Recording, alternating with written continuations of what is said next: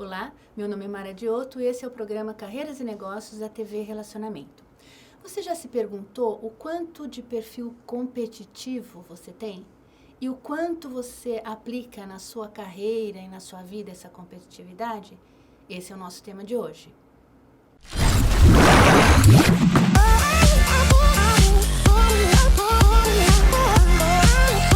Hoje nós estamos recebendo aqui nos nossos estúdios o professor Luiz Vasco Puglia. Professor Vasco, é um prazer tê-lo aqui conosco e eu gostaria que você se apresentasse para a nossa audiência. Ok, Mara, muito obrigado pelo convite de estar presente aqui e de poder falar um pouco a respeito do que a gente fez ao longo de uma vida. O que é muito importante, né? Sem dúvida nenhuma. E eu queria que você falasse para a gente, contasse para a gente a sua formação básica, a sua competência básica acadêmica. A minha competência básica, eu nasci engenheiro, segundo minha mãe relata, eu com 4 anos de idade já desmontava tudo, queria ser engenheiro, já tinha o gene instalado no sangue, mas realizei isso fazendo um curso técnico na época, nascido em São Bernardo do Campo, na ET Lauro Gomes, que hoje pertence ao Grupo Paula Souza, posteriormente fazendo engenharia e trilhando uma carreira de engenheiro que me levou hoje até a academia na área das ciências exatas. Eu também migrei estou trabalhando em paralelo hoje em dia a vida acadêmica com a vida corporativa. Mas vamos falar um pouquinho de competitividade, né? Me conta um pouquinho do seu perfil competitivo, porque eu soube que você começou lá com natação, né? Durante muitos anos, competiu na natação e depois foi para a vela. Eu queria que você me contasse um pouco e contasse para o nosso pessoal. Muito bem. Na época que você é pequeno, não sei hoje, mas imagino eu que se faça ainda, você incentiva todas as crianças numa diversidade de esportes. Basquete, vôlei, futebol. Eu joguei vôlei até os meus 15 anos. Eu também teria gostado de jogar futebol, faltam uns 2 palmos só para eu ser um pouco mais bem realizado nesse processo. Né? Eu sempre fui alto, então o vôlei foi um caminho, eu gostava também. Cheguei a jogar vôlei num clube em São Bernardo que tinha um time bastante competitivo, mas eu acabei na natação. Estiquei a minha vida de nadador na época, aí por volta dos fins dos anos 70, começo dos anos 80, consegui esticar isso até 22, 23 anos de idade. Uma competição de alto nível, disputando campeonatos paulistas, né, algumas vezes, uma ou 2 vezes selecionado para um brasileiro para fechar a raia, mas ser o 16º melhor brasileiro é uma coisa importante, né? Opa! Mas nisso eu aprendi muito de como administrar a individualidade no esporte. A competitividade, a gente até estava conversando há algum tempo, a competitividade tem o lado individual e tem o lado coletivo. Ela pode ser positivamente empregada, como pode também ser erroneamente empregada, né? A gente precisa tomar muito cuidado em como empregar. Eu também sou muito competitiva. Eu acho que a gente tem que... Isso nos impulsa, né? Exato. Eu acho que é uma característica que nos leva para frente. A gente precisa entender, em algum momento da vida a gente entende o quanto a gente está errando ou o quanto a gente está acertando nisso. Como que foi esse caminho para você, de assertividade na competitividade? Olha, você não percebe isso de imediato. Na época, eu nadava, tinha bons resultados ou tinha maus resultados. Na época, não era tão ponderante isso para mim como hoje, quando eu olho para trás e entendo o quanto foi importante ganhar ou perder. Sim. Porque uma vez que eu parei de nadar e acabei por saudades da água, né? Acabei embarcando e dei início à minha carreira na vela oceânica, onde também eu fui competitivo. Eu saí de um esporte individual e fui a um esporte coletivo. Sim. Aí, faz uma diferença danada, muito, né? muito grande. Um barco, particularmente o barco que eu velejava, tinham 6 tripulantes. Os outros 5 dependiam de mim, assim como eu dependia dos outros 5. Sim. Então eu passei a viver um esporte coletivo onde não é igual um esporte coletivo de quadra, que você ganha, nós empatamos e os outros perdem porque eu fiz a minha parte. E fazendo errado, você pode afundar um barco, matar uma Pode pessoa, morrer pessoa. pode morrer gente, né? Pode morrer gente. Então, você aprende um pouco mais dessa sociabilidade com uma responsabilidade muito grande. E compartilhar competitividade, né? Compartilhar competitividade, saber absorver as suas perdas quando você erra, crescer com as perdas, porque quando eu nadava, eu tinha um técnico. Então, eu tinha até uma desculpa. Quando eu enveredei pela Vela Oceânica, eu e um sócio compramos um primeiro barco, um barco pequeno. Quantos anos vocês ficaram nessa vida Só oceânica? uns 20, pouca coisa. Certo. Tá? Então, mas o primeiro barco que nós compramos um barco, compramos um livro que era em francês, que eu não leio francês. Né? Então, a gente via desenho, entramos numa regata. E não tinha o Google como é hoje, né? Que não, você coloca no Google e tem um monte de gente que não disso. sabe inglês, mas coloca no Google e consegue alguma coisa. E a primeira regata nós não terminamos. A regata acabou antes da gente chegar no fim. E passamos pelo menos 2 bons anos não conseguindo terminar regatas e aprendendo em cima dos erros. Esse talvez o maior ensinamento. Porque uma vez que nós aprendemos com os erros, nós nos aproximamos do último, transformamos o último em penúltimo, transformamos o antepenúltimo em penúltimo. Vai evoluindo, né? Nós evoluímos bastante. Esses 20 anos com o qual eu velejei com esse espanhol. Era sempre um companheiro que, se eu não tivesse no mar com ele, eu sentia a falta de alguma coisa, assim como a da parte dele. Nós sabíamos que na ausência de um, o outro cobriria as necessidades. Sim, essa confiança gera segurança mesmo. Exatamente. E chegamos a ir competir em algumas vezes lá brigando pela frente, brigando pelos primeiros lugares, porque nós aprendemos muito com os erros. Sim, sim, sem dúvida Então, nenhuma. Eu acho que um grande problema dessa nova geração, eu sou estudiosa de gerações, né? Eu falo sempre, o tempo todo, porque é importante. Tem uma grande esperança nessa geração alfa que está vindo aí, mas a gente está convivendo com 2 ou 3 gerações que, em conjunto, tem um grande problema de aceitar o não, né? E aceitar o erro. Isso é um problema. E a gente sabe que é com erro que a gente aprende, né? Só erra quem faz. Né? Isso é muito importante mesmo. Fala um pouco sobre esse aprendizado mesmo, que isso é muito importante para você e para todos. Inclusive, eu costumo dizer aos meus superiores que eu adoro tomar bronca porque eu fiz alguma coisa errada. Significa que eu fiz alguma coisa. Que alguma coisa aconteceu.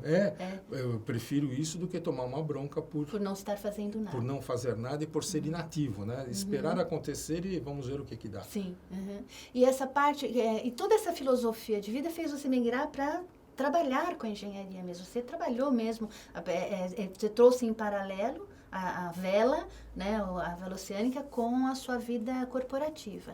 E me conta um pouco como que você conciliou isso. Talvez não tenha sido tão paralelo assim, simplesmente a natação com a engenharia ou a Vela Oceânica com a engenharia.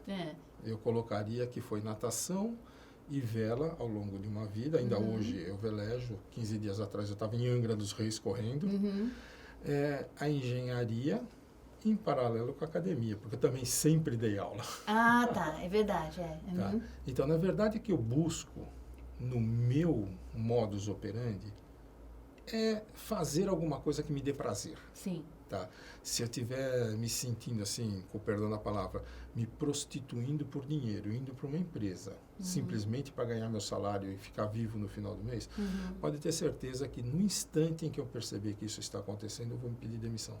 A infelicidade no dia a dia é insuportável. É deplorável. É insuportável. É isso mesmo. Então, se eu não tiver com vontade de levantar para fazer o que eu tenho que fazer, eu levanto para ir lá encerrar o processo imediatamente. Eu sempre converso com todos que daquela filosofia de que não dá para você ser feliz o tempo inteiro, senão você fica bobo. Claro que não. Rir o tempo todo, você é um bobo, né? Mas você precisa ter felicidade para poder conseguir suportar os momentos difíceis. Então, essa felicidade, de alguma forma, precisa te dar estrutura para que você consiga lidar com as dificuldades que chegam todos os dias. Né? Mara, você também tem uma formação matemática como a minha. Existe uma curva gaussiana de distribuição e a gente tem que estar sempre no meio da curva gaussiana. Não pode ser feliz 100% do tempo, porque não existe, senão você não sobrevive. Nem está na outra ponta da curva. Exatamente. Então, o esforço que você faz para estar na média da curva é que te traz uma qualidade de vida. Que no final da história, Dinheiro não vai embora com a gente, o que vai embora com a gente são histórias, são qualidades de vida. Sim. E é isso que a gente deve preconizar. É que aí a gente entra no lado acadêmico, né? Sem dúvida. Vasco, que eu também tenho uma grande felicidade em estar na vida acadêmica. Eu sei que você também é bastante feliz nesse teu caminho acadêmico. E me conta um pouco como é que você lida com isso, porque você não está só numa instituição, você está em mais de uma instituição, Mais de uma né? instituição. Muito bem. Em determinado momento, a gente vai ficando novo por muito tempo, né? A gente não envelhece, a gente só fica novo por longos anos, Sim, né? E você começa a mudar os valores da sua vida. No primeiro momento, você quer construir patrimônio, você trabalha, você tem esse patrimônio, pequeno ou grande, não interessa, no limite da capacidade de cada um, mas em determinado momento você sente a necessidade de marcar a sua passagem pela vida, né? O que eu estou fazendo aqui? O que eu vou deixar aqui? Só tomar champanhe, comer caviar, deve enjoar. Né? Então você quer deixar uma marca. Para mim, eu descobri que a marca que me dá prazer de fazê-la é ser um acadêmico, é ser um professor. Passar o conhecimento para gerações futuras, inclusive numa expectativa muito grande. Cada aluno meu, eu tenho expectativa que ele seja, com a minha idade, melhor do que eu. Se não, eu guardei informação, levei embora comigo, porque quando ele tiver com a minha idade, eu provavelmente não esteja mais por aqui. E se tiver, não vou estar sabendo que eu estou por aqui, né? Mas, se eu não fizer cada aluno meu melhor do que eu, o mundo não anda para frente. Não que eu seja bonzinho, eu faço isso porque eu sou egoísta. Porque os meus bisnetos têm que ter uma vida melhor que a minha. Sim, a gente fala todas as entrevistas que eu tenho, a gente tem primado sempre em falar por um futuro melhor, né? A gente tem que trabalhar melhor este presente, porque a gente está com um presente bem complicado, né? E que a gente precisa melhorar para que a gente possa ter um futuro melhor para todos, né? Para quem vem por aí, filhos e netos. Exatamente. Então, é muito importante. Eu não tenho filhos, então não terei netos, mas eu primo muito por esse futuro. Agora, estudando ciências ambientais, a gente fica com toque. Eu brinco que agora, assim, até nesse final de semana mesmo eu brinquei. Eu falei assim, a gente quando estuda com ciências ambientais, quando estuda uma coisa que você é muito apaixonado e está muito consciente, você começa a ter toque, né? Assim, para de usar canudinho, né? Canudinho plástico prejudica. Ou então vamos para outros conceitos mais filosóficos mesmo. Vamos trabalhar melhor para que a gente fique mais feliz, né? Para que a gente deixe pessoas que estão conosco mais felizes. Eu acho que isso é uma Você sabe a definição da engenharia, Mara? Não. A definição da engenharia é a arte de transformar recursos naturais em facilidades para o homem. Então, não seja tão ambientalista assim, a ponto das suas facilidades não poder serem utilizadas. É óbvio que existem limites, mas existem facilidades que promovem o bem-estar do homem. Mas a gente não é naturalista, né? A gente trabalha a ciência como trabalhar melhor, com menos impacto, né, negativo, porque impacto positivo é esperado, a expectativa existe para impacto positivo, mas a gente trabalha com esse objetivo mesmo, de trazer tudo sustentável, né, uma economia sustentável, uma sociedade sustentável, um ambiente sustentável, e a engenharia não está fora disso. A gente tem, inclusive, a gente tem a engenharia, o engenheiro agrônomo, por exemplo, que tem que estar bem competente para poder estar dentro da nossa filosofia. É uma coisa é ciência mesmo, é um trabalho filosófico, mas com grande racionalidade para que a gente possa trazer a sustentabilidade de uma forma coerente. Exato. Então, essa palavra que você falou, assim, a racionalidade, é a parte da engenharia que me preocupa muito. Porque, óbvio, houve um tempo, o mundo nasceu de uma forma errada, né? O mundo, se você pegar lá no Oriente Médio, lá na Idade Média, Oriente Médio, porque lá basicamente é o berço da civilização, todas as cidades eram construídas basicamente em beira de rio. Todos os dejetos eram jogados ao rio, que levavam embora. Num planeta com 1 milhão de habitantes, que já é bastante, tá? Isso não era problemático. Mas num planeta hoje, que a gente tem aí acima de 6 bilhões de habitantes, isso se tornou seríssimo, grave problema. Grande. Então, nós já nascemos de forma errada. Hoje, o homem gasta dinheiro para despoluir rios que ele mesmo poluiu. Sim, verdade. Poderia ter sido preventivo. Mas lá na Idade Média, com 1 milhão de habitantes e não 1 bilhão, nem isso não era uma preocupação. Não era uma preocupação, exatamente. Tá? O Rio era um monstro mágico que levava os dejetos embora. Basicamente, o bom era morar na primeira cidade, não na última, né? Mas tudo bem, esse é outro problema, não vamos discutir aqui. É verdade. Então, o mundo percebeu que um monte de coisa que ele faz é errado. Uma delas é o consumo absurdo de derivados de petróleo, que é realmente o problema, e o mundo ainda não tem uma solução viável econômica para a substituição dos derivados de petróleo. Sim, entre outras preocupações Entre também, que ainda não outras. encontraram solução, né? É. E tem outro que a gente está buscando. Aliás, eu acho que esse avanço da ciência ambiental, eu acho que vem para colaborar mesmo, né? Para ajudar nessas soluções. Mas vamos voltar lá para a competitividade. Vamos lá. Porque eu sei que você ganhou um prêmio agora, há pouco tempo, né? De vez em quando a gente acerta a mão, né? Isso é muito legal, eu acho que é muito importante, eu acho que o prêmio é um reconhecimento da competência. Eu sempre, em todas as entrevistas eu falo que a gente tem que primar pela competência, né? Acho que as habilidades são importantes, você vai aperfeiçoando, mas a competência adquirida traz para você resultados melhores. Então, me conta um pouco desse prêmio. Então, veja bem, esse prêmio é o acúmulo de ideias de uma vida. Sim, olha que legal. Na natação e na vela oceânica eu aprendi a competir. Mas da vela oceânica eu trouxe um monte de conceitos que eu usei nessa competição. Basicamente existe uma competição não muito divulgada ainda, eu espero que ela cresça mais. Ela até 3 anos atrás chamava-se Maratona Universitária de Eficiência Energética. Você construía um carro, esse carro deve portar um piloto que tenha no mínimo 50 quilos, tá? E existem 3 categorias, com motor a explosão, né, um motor a combustão, a base de gasolina, né, a base de álcool e um carro elétrico, com motor elétrico e baterias. Como a minha formação é de engenheiro eletrônico, obviamente eu optei pelo carro elétrico. Certo.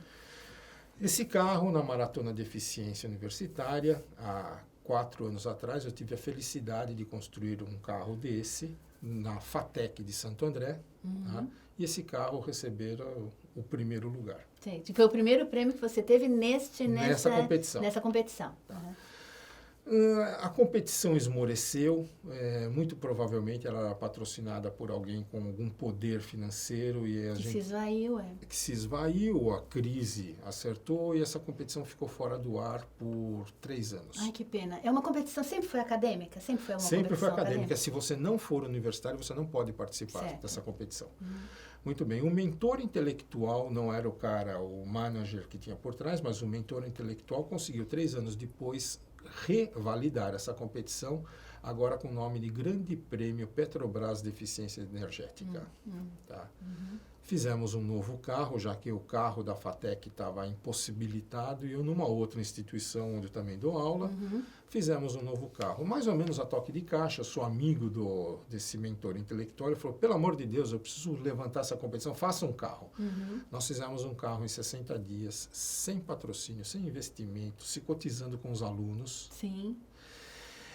Eu tenho uma felicidade assim também, sem cortar, mas eu queria só te colocar que eu tive uma ação na instituição onde eu dou aula, nessa atual, que acho que faz 2 semestres, que nós nos empenhamos mesmo, porque Exato. é muito difícil angariar recursos. E os alunos se empenharam com toda dificuldade. Então, isso dá um valor para o nosso trabalho, né? Porque você percebe o quanto de vontade que eles têm de fazer mesmo. Sem dúvida nenhuma. Então, volta para o seu prêmio lá. Como é que você chegou a cotizar e aí eles se olha, cada envolveram? um contribuiu com o que podia, eu coloquei talvez a maior parte realmente, que eu era o mentor intelectual, já que eu dei a ideia, né, de fazer a bagaça, o castigo maior sobrou para mim. Mas de qualquer jeito nós montamos esse carro, fomos à competição e ficamos em 2º lugar. Sim. Mas ficamos em 2º lugar numa condição muito boa. O primeiro lugar, um carro já construído há mais de 10 anos, que sempre obtém bons resultados, e nós conseguimos fazer uma marca só 5% de consumo de energia maior que esse 2º lugar. Que é o conceito de retrofit, não é esse conceito? Não é esse conceito de retrofit. Não, assim, cada carro, se você zera o medidor de consumo dele, você dá 8 voltas no cartódromo de Interlagos e mede o consumo. Tá? Particularmente, quem ficou em primeiro lugar, com muita competência, Foi um orgulho perder deles, foi o carro da Mauá, que consumiu 80 quilojoules. E nós Vocês venceram por qual faculdade? Pela Unisp, antiga Unicapital, hoje Unisp. Certo. O carro da Unisp consumiu 84 quilojoules. Tá? Deu 5% a mais. O terceiro lugar consumiu 125 quilojoules. Tá muito longe. Tá? E o projeto agora, já que esse carro foi feito em 60 dias, estava meio amarrado com arame, colado com durepox, silver tape. Assim, sim. Com os recursos que tem, com né? os A gente recursos consegue ganhar com os recursos que tem, o que já é imagine com recurso. E para a próxima competição, eu espero que a Mauá melhore e fique um pouquinho atrás de nós já. Você tem ideia de quando vai ser isso? Essa competição é a cada um ano, mas existe uma outra patrocinada pela Shell, que nós estamos tentando agora, em outubro, lá no Rio de Janeiro, também ir para essa competição. Faço votos que você consiga recursos, que você consiga fazer com que seus alunos fiquem cada vez mais motivados, envolvidos, e porque você merece. Acho que é um trabalho de empenho e que tem que ter resultado. Nossa, muito te obrigado. parabenizo por isso. E eu queria que você deixasse um telefone de contato, um e-mail de contato que você acha que é interessante para o pessoal entrar em contato com você, para maiores informações, enfim. Por favor. Para contato conosco, você pode ligar no meu telefone, que é 998-115672, São Paulo, logicamente, o 011 na entrada. E meu e-mail, já que meu nome é Luiz Vasco Puglia, é lvpuglia@gmail.com. Vasco, eu agradeço muito a sua presença aqui. Eu fico muito feliz de poder passar essas informações e trazer essas coisas tão boas que as profissões podem nos proporcionar. Parabenizo pela sua carreira, pelo seu trabalho. Fico feliz de fazer atividades juntas, porque nós trabalhamos na mesma instituição, tá? No Unisp. E eu fico muito feliz de você ter vindo. Eu agradeço mais uma vez. Tá? Muito obrigado por essa oportunidade. Eu agradeço a audiência de vocês e espero vocês numa próxima oportunidade. Obrigada.